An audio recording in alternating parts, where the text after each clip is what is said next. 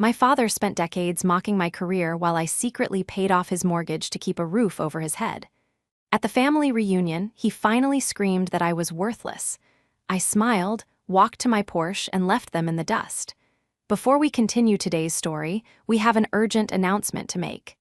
Due to technical issues, we are pivoting towards another channel. Please subscribe to our new channel, Kin and Karma. You can find the link in the video description, the pinned comment, and the collaboration tag on this video. Make sure to switch over now so you don't miss out. Thank you for your support. Now back to the story. The steering wheel of the Porsche Panamera was cool beneath my palms, the leather soft and forgiving, a stark contrast to the knot of anxiety tightening in my stomach. I usually didn't drive this car to my parents' house. For the last 5 years, ever since my architectural firm, Haven and Stone, had finally broken through the 7-figure ceiling, I had maintained a carefully constructed charade. I would park my luxury vehicle in my own garage, rent a modest, dented sedan, usually a Ford Focus or a Honda Civic with high mileage, and drive that to the crumbling driveway of my childhood home. It was a tax I paid for peace. If I showed up in a car that cost more than my father, William, had made in his best 3 years combined, the dynamic would shift instantly. The mockery would turn to aggressive solicitation, or worse, he would accuse me of thinking I was better than them. But today was different. My usual rental agency had been completely booked out due to a massive convention in town, and I had come straight from a site visit with a client who was commissioning a sustainable glass-walled retreat in the mountains. I was wearing a tailored suit that cost $2,000, my heels were Italian leather, and I was driving a machine that purred with a quiet, lethal power. I turned the corner onto Elm Street, the familiar cracked pavement thumping rhythmically beneath my tires. I felt like an invader in my own history. This was the street where I had learned to ride a bike, where I had scraped my knees, and where I had learned, very early on, that nothing I did would ever be quite enough to eclipse the sun that shone out of my younger brother, Greg.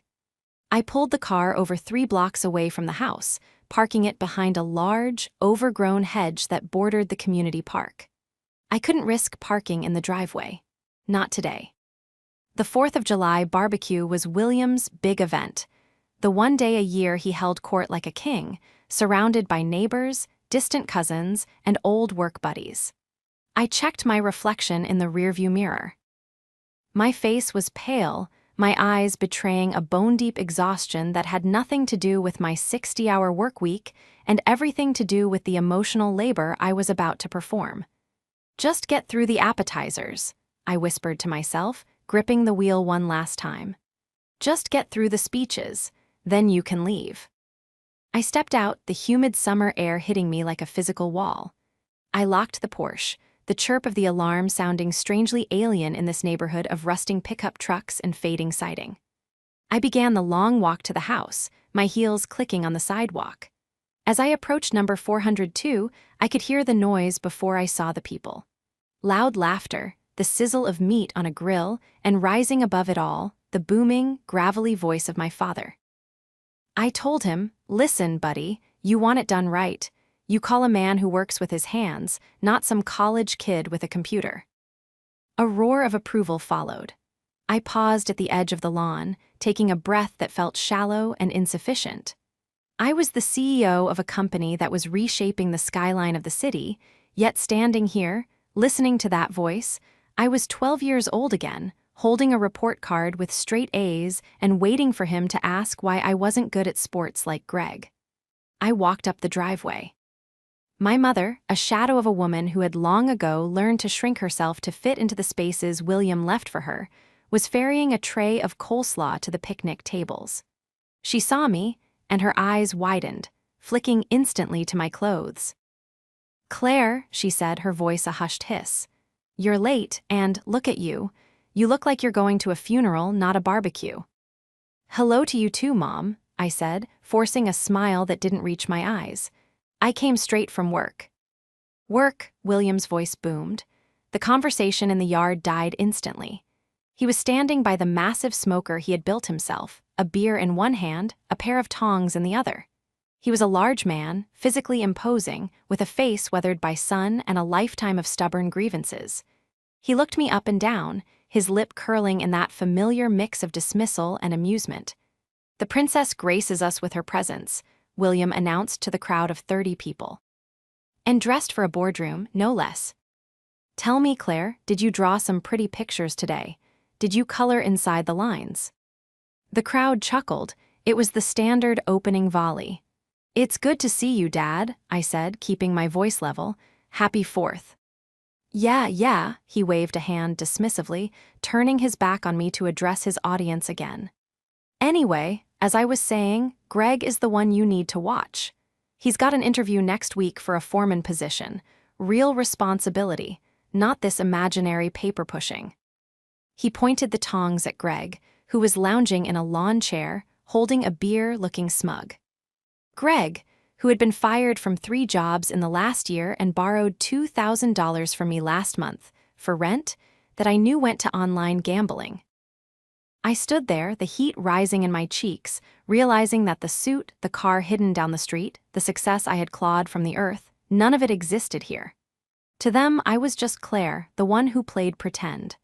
The betrayal of his dismissal wasn't new, but today, with the weight of what I was secretly carrying for them in my bank account, it cut deeper than usual. It was a sharp, physical pain in my chest. It was worse than the exhaustion. It was the realization that I could buy this entire block, yet I couldn't buy a single ounce of his respect. The first hour was a masterclass in endurance. I removed my blazer, draped it over the back of a plastic chair, and rolled up the sleeves of my silk blouse, trying to blend in. I went straight to the kitchen to help my mother, hoping to avoid the minefield of the backyard.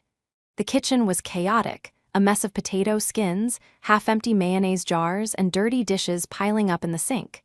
My mother was frantically trying to butter corn cobs. "Here, let me do that," I said, gently taking the knife from her shaking hands. She looked at me, her eyes watery. "Your father is in a mood today, Claire. Just, please don't provoke him." "Provoke him?" I laughed, a sharp, bitter sound. "Mom, my existence provokes him. I haven't said 5 words. "He's stressed," she defended automatically, the reflex honed over 40 years of marriage. "Money is tight. The roof needs patching again, and the property taxes went up." I paused, the butter knife hovering over the corn. Money is tight. The irony was so thick I could choke on it. "I thought Greg was helping out," I said, testing the waters, though I knew the answer. "Oh, Greg tries," she sighed, wiping her hands on her apron. "He's just finding his footing. He needs our support right now. Your father thinks this new foreman job is the big break." "He doesn't have the certification for a foreman job, Mom," I said quietly. "I checked the listing. It requires a degree in construction management or 10 years of experience. Greg has neither." My mother stiffened. "Why do you always have to undermine him? Your father believes in him, why can't you?" "Because belief doesn't pay the bills," I muttered, turning back to the corn. I carried the tray of corn outside, weaving through the crowd. Uncle Roman was sitting near the cooler, nursing a soda. He was the only one in the family who didn't look at me with either pity or disdain. He was William's younger brother, a quiet man who had worked as a library archivist for 30 years. He was the black sheep for being bookish, much like me. "Nice suit," Roman murmured as I passed. "Business going well." I paused, giving him a genuine smile. "It is, Roman. We just landed the biggest contract in the firm's history. A net-zero residential complex in the valley." "That's incredible, Claire," he whispered, glancing at William to make sure my father wasn't listening. "You should be proud." "I am," I said. "I just wish." I didn't finish the sentence. I didn't have to. Roman nodded knowingly. "He won't change, kid, you know that." "I know," I said, "but it still stings." At that moment, Greg shouted across the yard. "Hey, Claire, grab me another brewski while you're up, will ya?" He didn't ask, he demanded. He was 30 years old, sitting while his older sister served him. I walked over, dropped a cold can into his lap a little harder than necessary. "You have legs, Greg." "Whoa, feisty," Greg laughed, cracking the tab. "Dad, Claire's being mean to me." William turned from the grill, his face flushed with heat and alcohol. "Claire, don't start. It's a party. Stop acting like you're better than everyone just because you wear a suit." "I'm not acting like anything, Dad. I'm just asking him to get his own drink." "He's celebrating," William snapped. "He's got big things coming." "Maybe if you focused less on your little doodles and more on family, you'd understand what loyalty looks like." He turned back to his friend, a man named Miller who I vaguely remembered from my childhood. "She's always been cold, selfish, thinks the world revolves around her career, doesn't understand the real world." I stood there, feeling the familiar burn of injustice. Selfish. They didn't know about the bank transfer set up to auto-draft on the 1st of every month. They didn't know that the property tax hike my mother complained about had been paid 3 weeks ago by me. They didn't know that the reason the bank hadn't foreclosed on this house 2 years ago was because I had stepped in and paid the arrears, totaling nearly $25,000. I had done it anonymously, through a lawyer, framing it as a restructuring of the loan so William's pride wouldn't be wounded. I had saved his ego at the expense of my own bank account. I looked at the back of William's head, at the sweat staining his collar. "You call me selfish," I thought, a cold calm settling over me. "But you forgot one crucial thing. I was the only reason they were standing in this backyard at all. If I stopped, the gravity of their own bad decisions would crush them within a month." And as I watched Greg toss his empty can onto the grass for someone else to pick up, I wondered for the first time, why am I still protecting them? To understand why I stayed, why I took the abuse, you have to understand the history. I wasn't just the daughter, I was the contingency plan that no one wanted to acknowledge. 10 years ago, when William hurt his back and was forced into early retirement, the family finances collapsed. I was 22, fresh out of architecture school, drowning in student loans and working as a junior draftsperson for peanuts. I watched my parents panic. I watched the lights get turned off. I watched them sell the family truck. I made a vow then. I would succeed so they wouldn't have to suffer. I worked 18-hour days. I took freelance gigs on weekends designing decks and garage conversions. I ate ramen and lived in a studio apartment the size of a closet so I could send money home. When I founded Haven and Stone, I didn't do it for fame. I did it because I needed leverage. I needed enough capital to create a safety net for them that was invisible, because I knew William would rather starve than take a handout from his daughter. So I invented the lie. I told them I was getting by. I let them believe I was a struggling artist type. Meanwhile, I was quietly buying up the debt that threatened to swallow them. But sacrifice, I was learning, has a shelf life. The sun began to dip lower, casting long, orange shadows across the yard. The alcohol was flowing freely now, and William was in peak form. He had gathered a captive audience: Greg, Miller, Uncle Roman, and a few neighbors. I was sitting on the periphery, picking at a plate of potato salad when William waved me over. "Come here, Claire, come here." I walked over slowly, my guard up. "Miller was just asking about what do you call it, your shop?" William grinned, his teeth slightly yellowed. "It's an architectural firm, Dad," I corrected gently. "Haven and Stone."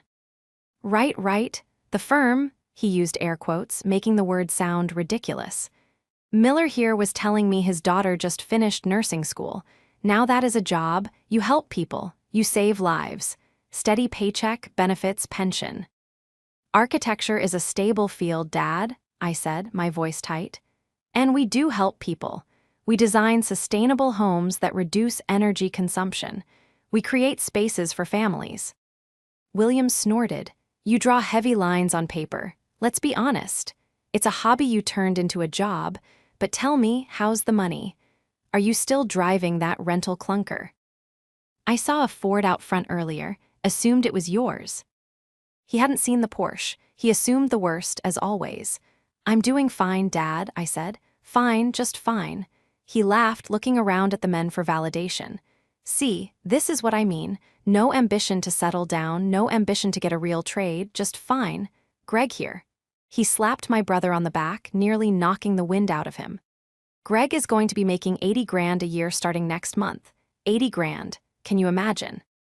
Greg smirked, looking down at his shoes. "Yeah, it's gonna be sweet." "That's wonderful, Greg," I said, though I knew it was a fantasy. "But until then." William's eyes narrowed. "What's that supposed to mean?"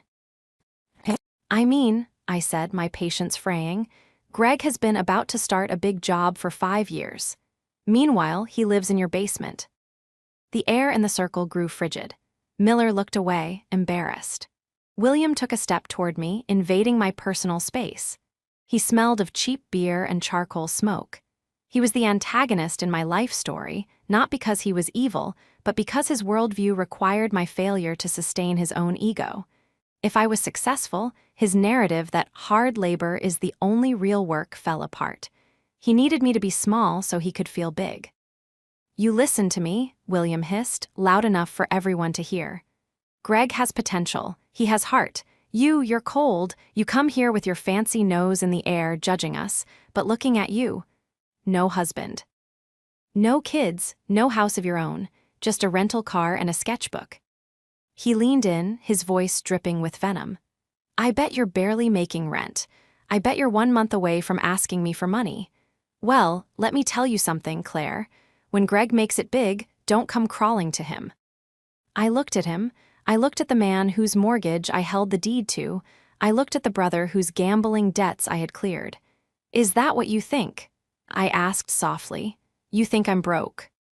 "I think," William said, raising his voice to a shout, ensuring the entire party was watching, "that you are a fraud, and you'll never amount to anything real."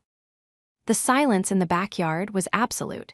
Even the cicadas seemed to hold their breath. 30 pairs of eyes were fixed on us, my mother frozen with a tray of watermelon, Uncle Roman watching with a mixture of horror and pity, and Miller looking everywhere but at me. William stood there, chest puffed out, waiting for me to crumble. He expected tears. He expected me to shrink away, to apologize for being difficult, to retreat into the kitchen and wash dishes like a good daughter.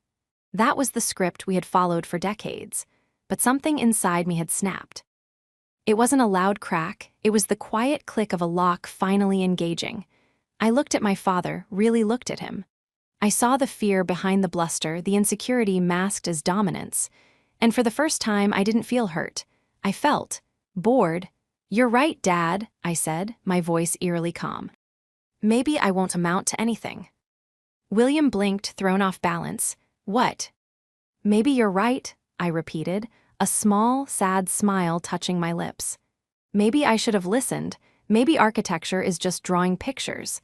Maybe I should have found a husband who could take care of me." He frowned, sensing a trap but unable to see it. "Well, good, at least you admit it." "I do," I said. "And since I'm clearly struggling so much, I think it's time I stop pretending. I wouldn't want to embarrass you any further with my fake job." I reached into my purse, not for a tissue, but for my keys. The heavy, leather-bound fob of the Porsche Panamera felt cool and solid in my hand. "I'm leaving now," I announced to the group, keeping my tone light, almost cheerful. "I have an early meeting tomorrow with a client who actually pays me."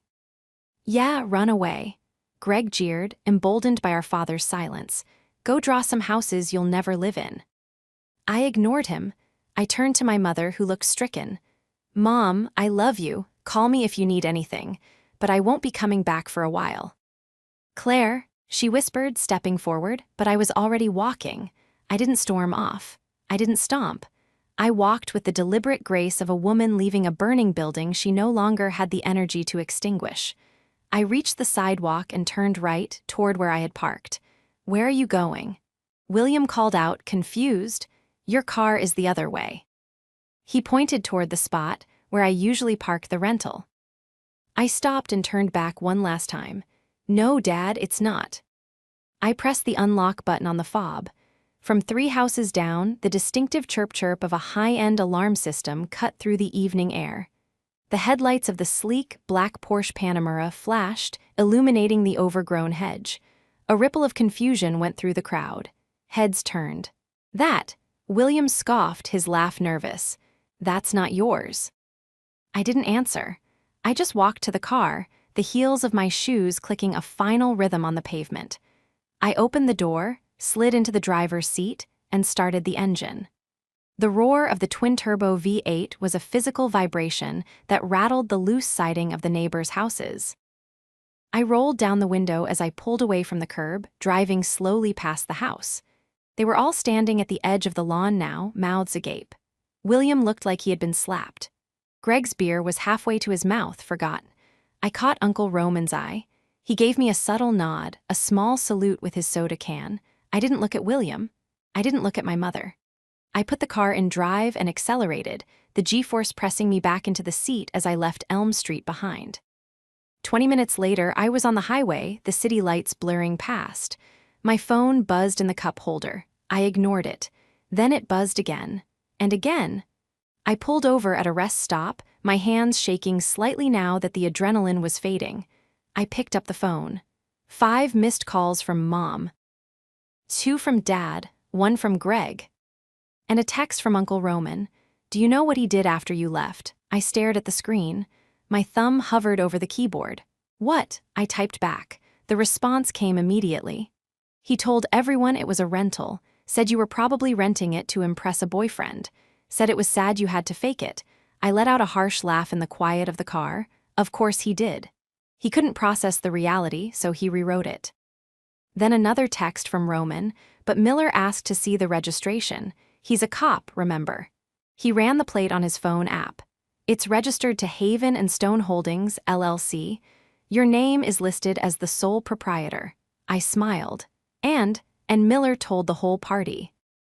Said, "William, your daughter owns a company worth more than this entire neighborhood." You should have seen his face, Claire. He turned purple. He tried to say it was a mistake, but Greg looked sick. I put the phone down, leaning my head back against the headrest. The truth was out. The carefully maintained fiction that kept their egos intact had been shattered. But now the real work began, because William wouldn't take this lying down. He would attack. He would try to regain control. And I needed to be ready. I opened my banking app. I navigated to the family support account, the one that automatically paid the mortgage, the property taxes, and Greg's emergencies. I hesitated for a moment. This was the nuclear option. If I did this, there was no going back. They would lose the house. They would lose everything. "He called you worthless," a voice in my head reminded me. "He humiliated you in front of the people you grew up with. He laughed at your life's work." I took a deep breath. Cancel recurring transfer. Confirm. The screen flashed green. Success. The next morning, the silence from my family was deafening. I expected a barrage of angry texts, but instead there was nothing. It was the calm before the storm. I went to work early, burying myself in blueprints for the mountain retreat. The clean lines and structural integrity of the design were soothing. Unlike my family, buildings followed rules. If you built a strong foundation, the structure stood. If you built on sand, it collapsed. Around noon, my assistant, Sarah, buzzed me. "Claire, there's a Mr. William here to see you. He says he's your father. He doesn't have an appointment." My stomach dropped. He had never come to my office. He didn't even know where it was, or so I thought. "Send him in," I said, straightening my blazer. William walked in a moment later. He looked smaller in the context of my office, a modern, glass-walled space overlooking the city skyline. He was wearing his Sunday best, a polo shirt tucked into khakis, but he looked out of place among the sleek furniture and architectural models. He didn't look angry. He looked confused. He looked around the room, taking in the awards on the wall, the framed magazine covers featuring my projects. "Nice place," he grunted, refusing to make eye contact. "Hello, Dad," I said, remaining seated behind my desk. "To what do I owe the pleasure?" "Don't get smart with me," he snapped, the old reflex kicking in. "I came to talk about the car." "The car is fine," I said. "It's parked downstairs." "Miller says it's yours," he said accusingly. "Says you own this whole operation." "I do." "So you lied to us," he said, pointing a finger. "For years, you let us think you were struggling. You let your mother worry." "I never said I was struggling, Dad," I countered, my voice steady. "I said I was getting by. And I let you believe what you wanted to believe because it made you feel better. Because if I told you I made 5 times what you ever did, you would have hated me for it." "Hated you?" He laughed a bitter sound. I'm your father, I would have been proud. But no, you hid it. Why? So you could hoard it all, while your brother is out there busting his hump. Greg isn't busting anything, I said sharply. Greg is gambling away the money I send him. William froze. What? The $2,000 last month. The rent money 3 months ago. That came from me, Dad, not a friend. Not a loan. Me. You're lying, he spat. Greg is a good kid. He's had some bad luck. He has a gambling addiction, I said, sliding a folder across the desk. I have the bank statements. I have the transfer records. I've been covering for him for 2 years. William didn't open the folder. He stared at it as if it were a bomb. And the house, he whispered, his face paling. The mortgage. Paid by me, I said. Every month for the last 3 years, since the bank threatened foreclosure. You thought the bank just worked with you. No bank works with you for 3 years on a defaulted loan, Dad. I bought the debt. The revelation hung in the air, heavy and suffocating. You bought the debt. He looked like he was trying to comprehend a foreign language. So, you own the house. Technically, yes, I said. Through a holding company, but I let you live there rent-free. I let you think you were still the king of your castle. William's face went through a kaleidoscope of emotions. Shock, denial, and finally, rage. His pride, the only currency he had ever valued, was revealed to be counterfeit. You, manipulative little. He choked on the words. You think you can just buy us. You think this makes you better than me. No, Dad, I said, standing up. I think it makes me the one keeping a roof over your head. The roof you told everyone I wasn't good enough to build. I don't need your charity, he shouted, slamming his hand on the desk. I provided for this family for 40 years. I don't need my daughter playing God. Fine, I said, my voice ice cold. Then you won't mind that I canceled the payments this morning. The color drained from his face completely. You what? I canceled the auto draft, I repeated. If you don't need my charity, then you can pay the mortgage yourself. The next payment is due on the 15th. It's $2,400, plus the arrears I've been covering. We can't pay that, he whispered, the fight suddenly draining out of him. You know we can't pay that. Then maybe you should ask Greg, I said, sitting back down. He's starting that big foreman job soon, isn't he? 80 grand a year. William stared at me, his mouth opening and closing. He looked at the folder on the desk. He looked at the office. He looked at me, really seeing me for the first time, not as his disappointment, but as the architect of his reality. You can't do this, he said, his voice trembling. It's your mother's home. Then maybe you should have thought about that before you told 30 people I was worthless, I said.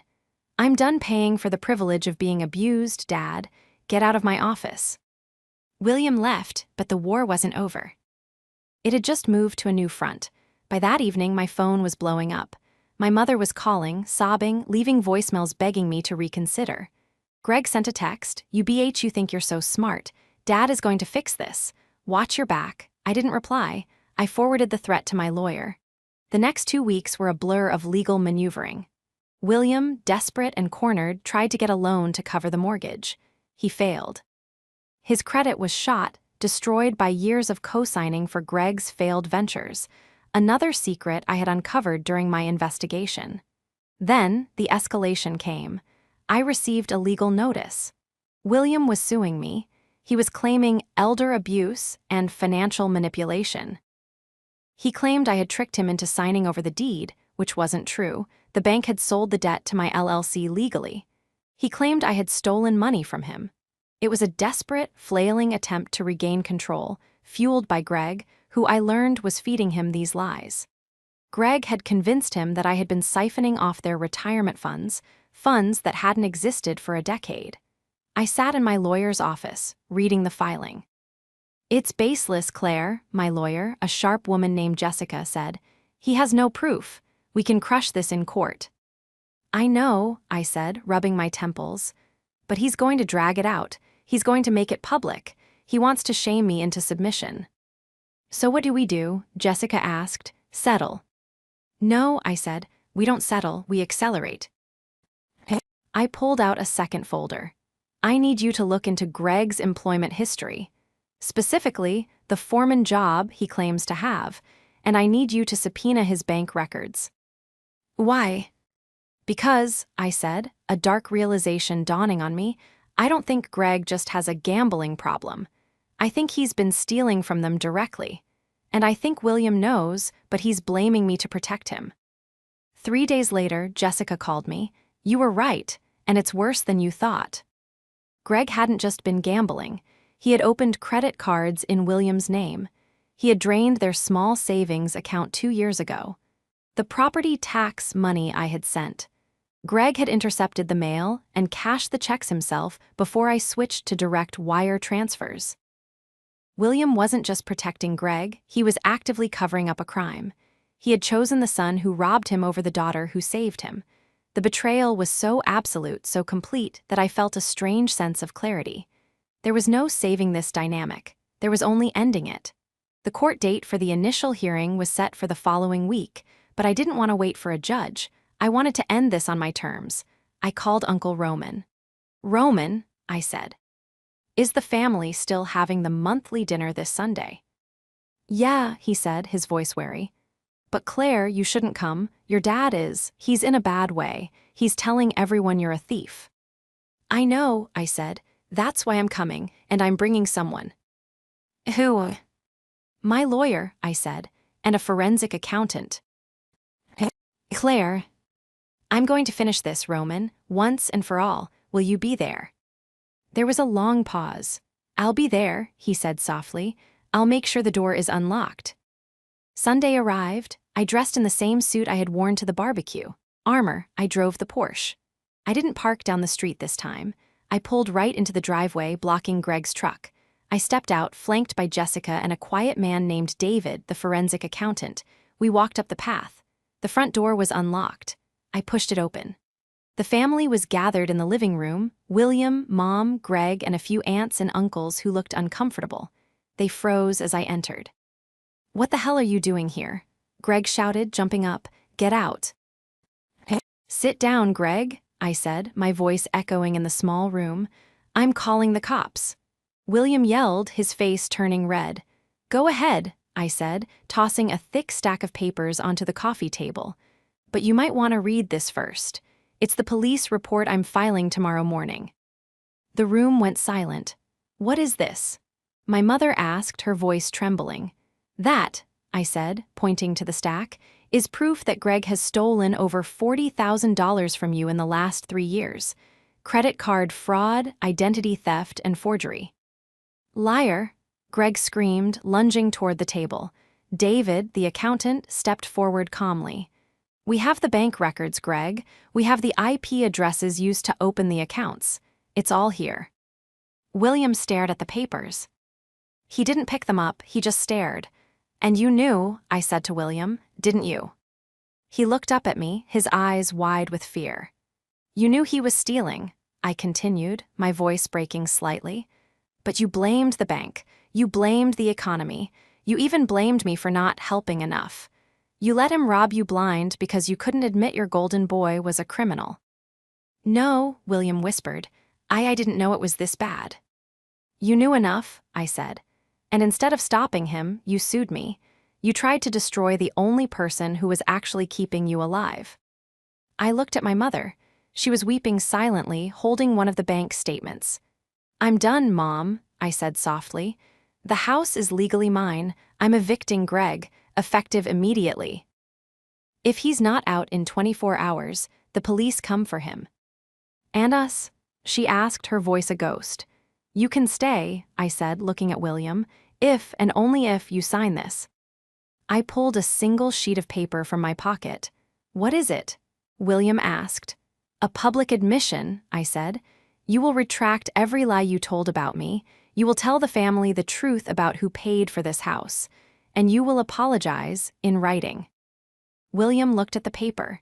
He looked at Greg, who was now cowering in the corner. He looked at the house he was about to lose. The silence stretched, thick and agonizing. The king was dead. Long live the truth.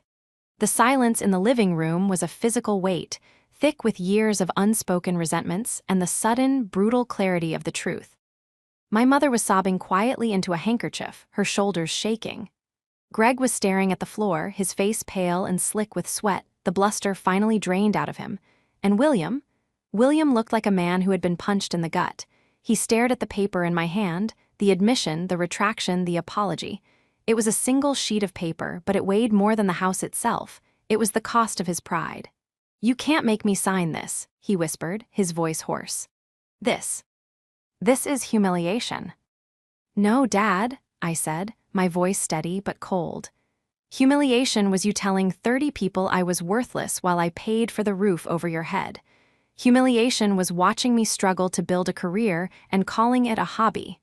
This is accountability." "Please, Claire," my mother begged, looking up. "Don't do this to your father. He's old. He didn't know." "He knew enough to lie about me," I countered, not softening. "He knew enough to sue me. He knew enough to protect Greg while Greg robbed you blind." I turned to Greg. "Get out." "What?" Greg looked up, startled. "Get out of my house," I repeated. "Now, you have 10 minutes to pack a bag. If you're still here when the police arrive to take a statement on the fraud, that's your problem." "You can't kick me out," Greg shouted, looking at William for support. "Dad, tell her." William looked at Greg. He looked at the bank statements spread across the coffee table, the undeniable proof of thousands of dollars stolen, credit cards maxed out in his name, the gambling debts paid with his Social Security checks. He looked at the son he had championed, the golden child who had rotted the family from the inside out. Then he looked at me, the daughter he had mocked, the daughter he had dismissed, the daughter who was the only reason he wasn't homeless. "Dad," Greg whined. William closed his eyes. A single tear tracked through the stubble on his cheek. "Pack your bags, Greg," he whispered. "What?" Greg gasped. "Pack your bags." William roared, slamming his fist onto the armrest of his recliner. Get out before I kill you myself." Greg flinched as if struck. He scrambled up, knocking over a lamp in his haste, and ran toward the hallway. We heard the slamming of drawers, the frantic stuffing of clothes. William slumped back in his chair, defeated. He looked at the paper again. His hand shook as he reached for the pen I held out. "If I sign this," he said, his voice trembling, will you let us stay?" "You can stay," I said, "rent-free, for as long as you need, but the house remains in my name. And Greg never sets foot in it again. If he does, you're out too." He nodded slowly. He took the pen. He signed his name at the bottom of the page, William Miller. Then he looked up at me, his eyes red-rimmed and hollow. "I'm sorry, Claire," he choked out. I didn't want to see it. I didn't want to believe he could do this. And I didn't want to admit that you were the strong one." "I know, Dad," I said softly, "but I am." The front door slammed. Greg was gone. The engine of his truck roared to life outside, then faded into the distance. I looked around the room. The air felt lighter. The tension that had suffocated this house for decades had broken. It wasn't a happy ending, there was too much damage for that, but it was an ending. The lies were gone. Uncle Roman, who had been watching silently from the corner, stepped forward. He put a hand on my shoulder. "You did good, kid," he whispered. "You did good." I took a deep breath, feeling the knot in my chest finally loosen. "I'm tired, Roman." "I know," he said. "Let's go." I turned to leave. "Mom, Dad, I'll have Jessica draw up the lease agreement." "It's just a formality to protect the asset. You won't have to pay anything. Just take care of yourselves." My mother nodded, unable to speak. William just stared at his hands. I walked out the door into the cool evening air. The Porsche was waiting in the driveway, a sleek, dark beast purring with potential. I got in, the leather seat hugging me like an old friend. As I backed out, I saw Uncle Roman standing on the porch, watching me go. He raised a hand in a silent salute. I didn't look back at the house. I looked at the road ahead. William was true to his word, or perhaps he had simply been broken enough to stop fighting. He told the family the truth, not all at once and not loudly, but the whispers spread. Claire bought the house. Greg stole the money. William was wrong. The lawsuit was dropped immediately. Jessica handled the paperwork with ruthless efficiency. The deed was secured, the trust established. My parents were safe, housed, and cared for, but the dynamic had shifted permanently. I was no longer the child seeking approval, I was the benefactor ensuring survival. Greg didn't disappear quietly. He tried to crash a few family gatherings, tried to spin a sob story about addiction and misunderstanding. But the evidence was too damning. The police report I had filed, but held in abeyance as long as he stayed away, was a sword of Damocles hanging over his head. He eventually drifted away, moving 2 states over to live with a girlfriend who didn't know his history yet. I hoped, for her sake, she found out sooner rather than later. As for me, I threw myself into Haven and Stone. The Mountain Retreat project won an architectural award. We landed 3 more high-profile contracts. I bought a small, mid-century modern house in the hills for myself, a place with big windows and 0 ghosts. I still saw my parents, but on my terms. I visited for holidays. I brought nice wine. I drove the Porsche. One afternoon, about 6 months later, I received a text from William. It was a photo of the backyard. The grass was cut, the fence I had paid to repair was painted. Yard looks good, the text read. Thanks, it wasn't an I love you. It wasn't a you're amazing. But for a man who had spent his life speaking in grunts and criticisms, it was a monologue. I texted back, looks great, Dad. I put the phone down and looked out at the view from my office. The city was spread out below me, a grid of lights and possibilities. I had built this life. I had fought for it, and I had won. The victory wasn't in the money or the car or the house. It was in the freedom to be exactly who I was without apology. I picked up my pen and turned back to the blueprints on my desk. There was a new project starting next week, a community center in the inner city. Pro bono. Because I could, and because finally I amounted to something.